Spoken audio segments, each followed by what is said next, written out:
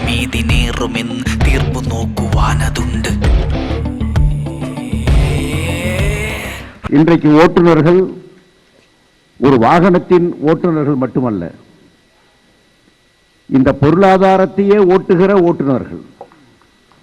இந்த ஓட்டுநர்கள் இல்லாமல் போனால், இந்த தொழில் இல்லாமல் போனால் சமுதாயத்தின் இயங்குதலே இருக்காது. இன்னும் சமுதாயத்தை ஓட்டுகின்றவர்கள் ஓட்டுநர்கள். இந்த ஓட்டுநர்கள் அவருக்கு உரிய இந்த இன்றியமையா தொழிலால் ஏற்படக்கூடிய எல்லா முன்னேற்றங்களுக்கும் ஏற்ற உரிமைகளை, முன்னுரிமைகளை அவர்கள் பெறவில்லை. அதற்குரிய மரியாதையை அவர்கள் பெறவில்லை. அதற்குரிய அங்கீகாரத்தை அவர்கள் பெறவில்லை.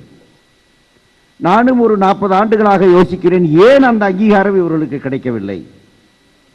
எனக்கு புரியவில்லை. ஓட்டுநர் தானே என்று ஏன் அவர்கள் வைக்கப்பட்டிருக்கிறார்கள்? அதாவது இந்த தொழிலில் தொழிலாளர்கள் எல்லாவற்றையும் நாம் ஒரு பக்கத்தில் அதாவது ஐம்புலன்கள் என்று சொல்லுகிறோமே, அனைத்தையும் பயன்படுத்தி வேலை செய்ய வேண்டிய ஒரு தொழில். அந்த தொழிலில் ஈடுபடக்கூடிய தொழிலாளியினுடைய அந்த உழைப்புக்கு ஏற்ற அங்கீகாரம் இல்லாமல் போவதற்கு நம்முடைய தொழிலால் ஏற்படக்கூடிய பலனை, தொழிலால் ஏற்படக்கூடிய ஆதாயத்தை, தொழிலால் ஏற்படக்கூடிய லாபத்தை அடையக்கூடியவர்கள் நம்மை விட பல மடங்கு பெரியவர்களாக இருப்பதுதான் காரணம். ஆட்டோ ஓட்டுநர்கள் சுயமாக தொழில் செய்து பிழைக்கக்கூடியவர்கள், ஒரு வாகனமோ 2 வாகனமோ வைத்து பிழைக்கக்கூடியவர்கள். அவர்களுக்கு அந்த தொழிலை உத்தரவாதமானதாக, உறுதியானதாக, உரிய வருமானம் கிடைப்பதாக மாற்றி கொடுக்க வேண்டிய பொறுப்பு அரசுக்கு. மேலும் மேலும் இவர்களை இன்னொரு பக்கம் கொண்டு போய் சேர்த்து, இன்னொரு பக்கம் கொண்டு போய் சிக்க வைத்து, இவன் உழைப்பின் பலனை அவர்கள் எடுத்துச் செல்வதற்கான வாய்ப்பை உருவாக்கி தருவது என்பது உகந்ததல்ல. ஆனால் இங்கே நடக்கிறது. செயலி என்கிற பெயரில் நம்முடைய உழைப்பை உறிஞ்சக்கூடியவர்களை தடுத்து அந்த பணம், அந்த உபரி உழைப்பவனுக்கே செல்வதை உறுதி செய்வது அரசாங்கத்தினுடைய அடிப்படை கடமை என்பது இன்றைக்கு நம்முடைய எல்லா தொழிற்சங்கங்களுடைய கோரிக்கையாக இருக்கிறது.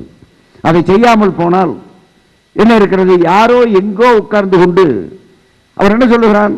நீ எனக்கு தொழிலாளியே கிடையாது, எனக்கு உனக்கு எந்த சம்பந்தமும் கிடையாது, ஆனால் உன்னுடைய ரத்தத்தை நான் உறிஞ்சிக் கொண்டே இருப்பேன் என்று சொல்லக்கூடிய நிலை இன்றைக்கு லட்சக்கணக்கான இளைஞர்கள் உறுதியாக வேலை வேண்டும், உறுதியாக வருமானம் வேண்டும், அந்த வருமானத்தை வைத்து வாழுவதற்குரிய விளைநிலை இருக்க வேண்டும் போன்ற இந்த எல்லாவற்றுக்காகவும் நம்முடைய அமைப்புகள் தான் அரசாங்கத்திடமிருந்து உரியதை கேட்டு பெற முடியும்.